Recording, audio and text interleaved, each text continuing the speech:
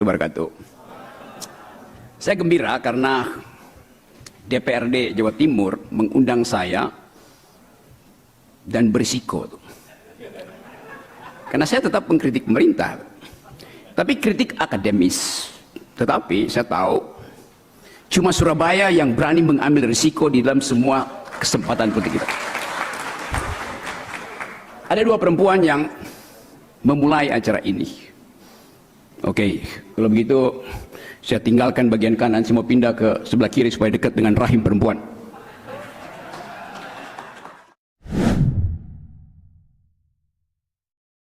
Jadi tepat sekali kalau hari ini ada dua perempuan, yang satu memimpin, yang satu memberi sambutan pembuka. Dan keadilan memang pertama-tama tumbuh dari rahim perempuan. Hanya dalam rahim perempuan dari awal dibagi keadilan dengan bayinya. Jadi saya suka karena ada upaya untuk menghormati keadilan berdasarkan perempuan. Oke, this lecture will be held in bahasa Indonesia. So for those having problem with bahasa, may Google Translator help me. Saya katakan tadi bahwa sesi ini dalam bahasa Indonesia, karena itu buat Diplomatic Society. Kalau nggak ngerti bahasa Indonesia silakan pakai Google Translator. Udah. Okay. Kenapa saya peduli pada politik perempuan sebagai proposal pertama untuk menghasilkan keadilan? Karena hanya di dalam rahim perempuan kita diajarkan untuk berbagi. Setiap kita lahir dari rahim perempuan, begitu kita lahir kita pindah ke rahim laki-laki. Rahim laki-laki itu namanya smelter, yang dirancang untuk menghasilkan kemakmuran, tapi sekedar dikuasai oleh beberapa perusahaan. Itu masalah kita. Rahim perempuan adalah laut, Mother Earth. Tetapi laut kita sekarang hanya dikuasai oleh para penggaruk pasir. Jadi dari awal kita mau lihat bagaimana keadilan itu didistribusikan. Kalau APBN, kalau public policy tidak disentuh oleh kepentingan perempuan. Saya tahu bahwa kita di sini berupaya untuk menghasilkan pertumbuhan ekonomi. Pak Prabowo bilang harus 8%, betul.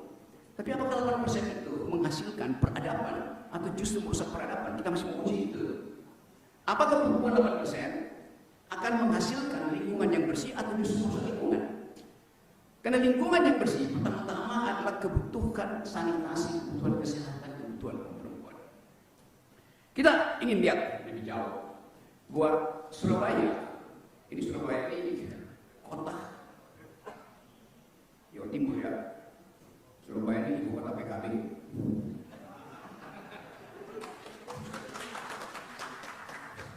PKB artinya perlawanan kemerdekaan bangsa. Ada Bung Tomo di situ. Tapi bukan cuma Bung Tomo, kita ingat Insinyur Haji Juanda, yang memastikan bahwa negeri ini harus dianggap sebagai satu kesatuan laut, dan itu ada investasi di dalam politik internasional di bidang kelautan. Saya tahu bahwa Surabaya sejak tahun 500 sudah bergaul dengan Paris. Saya tahu bahwa Surabaya diplomat-diplomatnya dari abad kedua sudah ada di Cina itu, dalam catatan dinasti Cina itu. Jadi Surabaya sudah mengglobal dari awal tuh. Kita hidupkan isu itu. Pada kesempatan ini kita ingin lihat bahwa pertumbuhan ekonomi Surabaya juga dikendalikan oleh prinsip-prinsip kemasukakalan kebijakan. Yang saya maksud kemasukakalan kebijakan adalah pastikan bahwa APBN itu tiba pertama-tama pada mereka yang membutuhkan perlindungan negara. Paling nggak dalam 2 tahun ini kemampuan Surabaya untuk menghasilkan peradaban yang kita sebut keadilan bisa menjadi contoh di tempat yang lain. Kalau kita push ekonomi 8%, itu artinya akan ada sektor-sektor khusus yang tumbuh di atas 8%. Karena ada sektor khusus yang tidak tumbuh 8%. Artinya ada sektor-sektor, terutama ekstraktif industri, yang pertumbuhannya akan cepat sekali. Tetapi dengan efek ecological problem. Jadi saya percaya bahwa kalau Surabaya tunjukkan bahwa postur APBN itu berpihak pada keadilan, berpihak pada lingkungan, maka Surabaya akan jadi ibu kota pikiran. Biarkan IKN pindah ke Kalimantan, tapi pikiran harus tetap di Surabaya, Jawa Timur terutama tuh. Jadi beban Jawa Timur adalah mengatasi problem kemiskinan di Indonesia. Stunting di Indonesia itu masih 21-22%. Jawa Timur harus turunkan itu supaya angka nasional turun. Kan kita punya janji untuk SDG bahwa stunting itu harus 15%. Jadi kalau Pak Jokowi gagal, masih gagal maksudnya, Jawa Timur mesti backup itu. Jawa Timur mesti mengambil alih keputusan untuk menaikkan kondisi kesehatan ibu dan anak tuh. Nah, kita mulai dari situ sebetulnya. Nah, pemahaman kita tentang politik hari ini sedikit ada dalam kecemasan karena kita mulai melihat ada problem yang masih menempel pada Pak Jokowi, pada Pak Prabowo, yaitu keputusan Mahkamah Konstitusi. Kita tidak harus menyebut kasusnya apa, tapi kita tahu bahwa ada kegelisahan, terutama publik internasional. Saya baca tadi pagi, kementerian salah satu pejabat Amerika Serikat terang-terangan mengatakan bahwa Indonesia itu melanggar hak asasi manusia di dalam soal industri nikel dan industri ekstraktif umumnya itu. Nah, Surabaya adalah tempat kita mengusut di mana sebetulnya ketidakadilan dimulai. Apakah dalam APBD, apakah di dalam komposisi partai yang menentukan isi APBD. Jadi tetap Surabaya menjadi penanda pertama, bisa nggak keadilan kita hasilkan dari provinsi ini.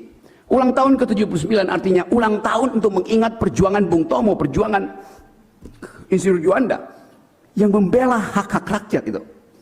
Kesempatan merayakan ulang tahun artinya remember the past untuk politics of hope. Di belakang kita ada politics of memory.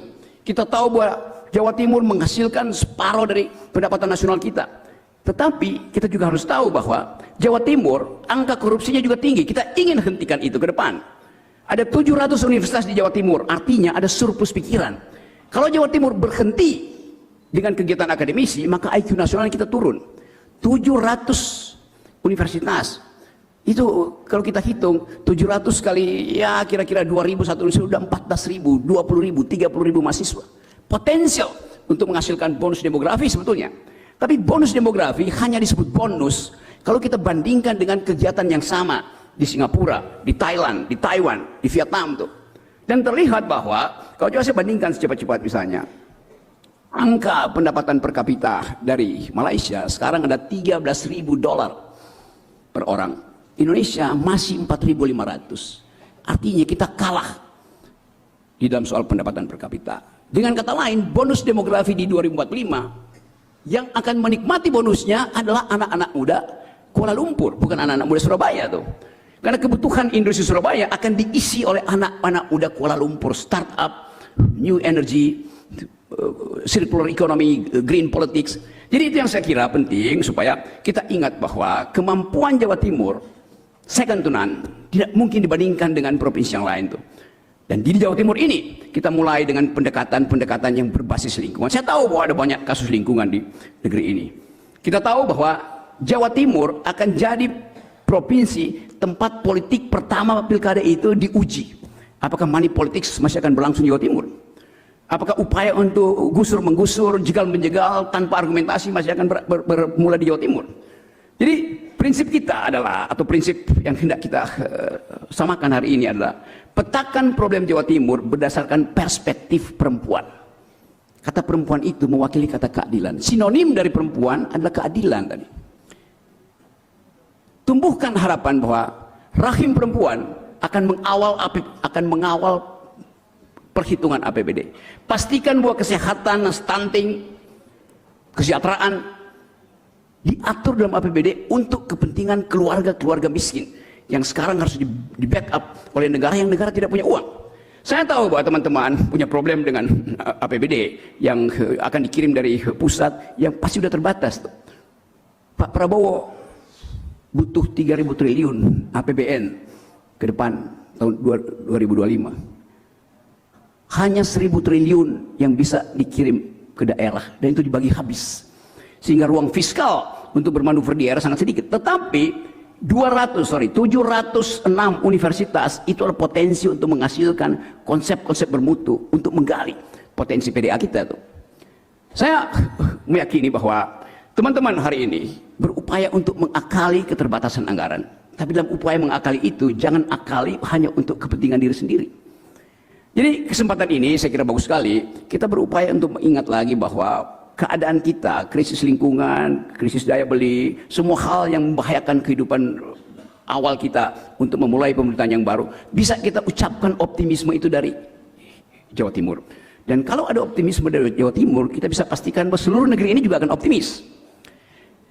Hal yang lain yang mungkin bisa kita terangkan adalah kemampuan kita untuk saling bercakap-cakap dengan kapasitas argumen. Saya tahu bahwa ada partai di sini, ada ya potensi konflik elit sangat tinggi karena perbedaan persepsi tentang arah politik, perbedaan persepsi tentang kebutuhan ekonomi. Tetapi saya ingin pertengkaran itu diajukan secara argumentatif, bukan saling mengganggu dari belakang. Itu kejujuran itu yang saya kira saya perlukan. Bagian-bagian ini soal ekonomi, krisis politik, kita mau pakai sebagai landasan untuk menghidupkan kembali ide republik. Kita memilih republik, bukan kerajaan. Kita memilih republik, bukan kesultanan. Kita memilih republik, bukan negara agama. Di dalam upaya untuk menerangkan bahwa common good itu adalah kepentingan kita bersama. Republik itu satu nafas dengan demokrasi itu. Republik itu menghendaki semua proposal diuji secara publik, res publica, urusan publik. Dengan cara itu kita bisa pamerkan pada dunia bahwa Indonesia mengenal republik bahkan sebelum makna carta, bahkan sebelum seluruh proses pembuatan keputusan di PBB dihasilkan. Kita mendefinisikan republik pertama-tama di dalam upaya untuk memastikan ada common good, ada kemakmuran bersama. Kita lihat bahwa disparitas, kesenjangan kita tinggi sekali, walaupun seringkali kita tertipu oleh statistik. Kalau saya baca terakhir, indeks korupsi kita itu 34, atau mungkin 2 hari belakangan tinggal 31. 31 artinya dari 100 orang Indonesia tinggal 31 yang jujur. Persepsi publik bahkan mungkin menganggap enggak, mungkin tinggal separohnya itu. Jadi indeks persepsi ini akan mempengaruhi investasi asing.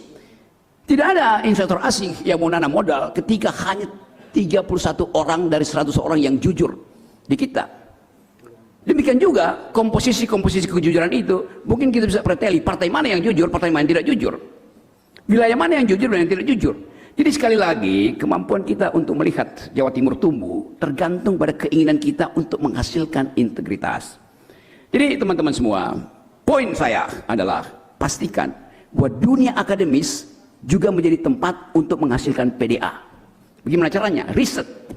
Di dunia ini, riset itu cuma ada 3 cluster. Satu soal human genome, itu memetakan riwayat DNA kita. Apakah kita berasal dari semak-semak Afrika, atau kita berasal dari gurun Gobi, atau kita datang dari laut dimunculkan oleh Nyai Roro Kidul. Semua itu peta DNA yang diriset di universitas bermutu. Riset kedua adalah soal artificial intelligence, yang bahkan mulai mengkhawatirkan kita. Kita khawatir bahwa satu waktu mungkin anggota DPR itu ada bukan manusia lagi, tapi robot yang mampu untuk membuat kalkulasi lebih cepat dari otak manusia itu. Tetapi robot juga bisa cemburu karena robot nggak bisa menikmati sensasi dari petis Surabaya. Robot tidak bisa menikmati. Tadi saya makan di lontong balap namanya. Dan itu harus pedes supaya kita bisa nikmati sensasi dari lontong balap Surabaya. Kita harus pedes mengkritik kekuasaan supaya sensasi keadilannya muncul. Kadang-kala kita takut untuk bertengkar di wilayah publik, lalu kita pakai sopan santun. Sopan santun itu semacam kemunafikan dalam politik. Kemunafikan artinya kita menipu diri sendiri. Sesuatu yang ada di kepala kita, kita sensor di mulut kita. Lalu kita sakit jiwa itu. Saya percaya bahwa teman-teman DPRD di Surabaya di Jawa Timur adalah mereka yang memilih untuk mengemukakan, mendalilkan keadilan, kebenaran ketimbang kemunafikan itu. Darah para pejuang di Hari Pahlawan masih beredar di pembuluh darah Republik ini melalui denyut jantung Jawa Timur. Kalau Jawa Timur tidak lagi memompa darah keadilan, maka negeri ini akan berhenti berdenyut. Kita ingin, atau paling nggak saya ingin lihat bahwa ada anggota DPR hari ini yang 2029 bertanding menjadi calon presiden. Saya ingin ketahui dari awal siapa yang akan berupaya untuk menghasilkan keadilan melampaui indeks-indeks yang ada di tingkat nasional. Jadi Jawa Timur kaya dengan pikiran, surplus pikiran tuh. Jawa Timur surplus keberanian. Jawa Timur harusnya menjadi pemimpin Indonesia. Kemampuan ini yang kita uji nanti di dalam upaya kita hari-hari ini. Berhasil nggak Jawa Timur di usianya yang ke-79 mengatakan bahwa Indonesia akan di bail out oleh Jawa Timur. Saya berharap bahwa matahari akan diterbitkan dari Jawa Timur dan tidak akan tenggelam sebelum tokoh Jawa Timur memimpin Republik. Kepastian itu mesti ada dari sekarang. Jadi ambisi itu biasa. Ucapkan bahwa saya anak muda, saya tahu tadi ya, beberapa anak muda di DPRD itu mengatakan bahwa kami muda. Apa artinya muda? Bertumbuh dalam pikiran. Tua artinya usang dalam politik. Jadi kemudaan artinya kemampuan untuk mengucapkan pikiran tanpa basa-basi itu. Saya ingin teman-teman yang muda terpilih hari ini memulai tradisi bahwa DPR itu memang dirancang untuk bicara. Karena itu disebut parlemen, ngomong. Bukan transaksi amplop. Di sini diundang, betul tadi Ibu Ketua mulai dengan mengatakan kami mengundang universitas supaya jadi saksi bahwa ada perjanjian intelektual antara legislatif, eksekutif, dan kaum intelektual. Itu pentingnya. Setiap anggota DPR buka mata, tahu apa yang menjadi kebutuhan kampus, tahu bahwa kalau mahasiswa udah protes itu artinya ketidakadilan udah di depan mata itu. Nah, saya ingin supaya percakapan hari ini didengar oleh mereka yang tugasnya adalah menertibkan demonstrasi. Demonstrasi tidak bisa ditertibkan, dia justru harus dijaga tuh. Yang tidak boleh ada kerusakan, vandalisme itu yang nggak boleh. Tapi pikiran hanya disebut pikiran kalau betul-betul ada pertengkaran ide di dalamnya. Saya percaya bahwa jumlah pikiran di ruangan ini bisa menghasilkan kembali Indonesia yang berpikir. Kita punya slogan di sini, merdeka atau mati. Kita tambahkan hari ini, berpikir atau dungu. Kan itu poinnya tuh. Jadi sekali lagi teman-teman, saya akan kembali ke sini, diundang apa tidak diundang, untuk mengevaluasi teman-teman di sini. Bahwa sudahkah indeks demokrasi Indonesia bertumbuh karena sumbangan dari demokrasi Jawa Timur? Sudahkah stunting turun karena intervensi dari Jawa Timur? Sudahkah deflasi berhenti karena produktivitas Jawa Timur? Kan semua itu adalah pertanyaan politis yang harus dimulai melalui penyusunan APBN dan APBD. Saya kira itu bagiannya, dan sekali lagi saya menginginkan bahwa penghormatan terhadap kebijakan publik hari-hari ini harus dimulai dengan penghormatan perjuangan kaum perempuan. Kenapa? Karena setiap kali terjadi kesulitan ekonomi, yang pertama kali menderita adalah kaum perempuan. Begitu ada deflasi, artinya daya beli perempuan itu tak mungkin lagi memenuhi harapan anak-anaknya yang lagi sekolah.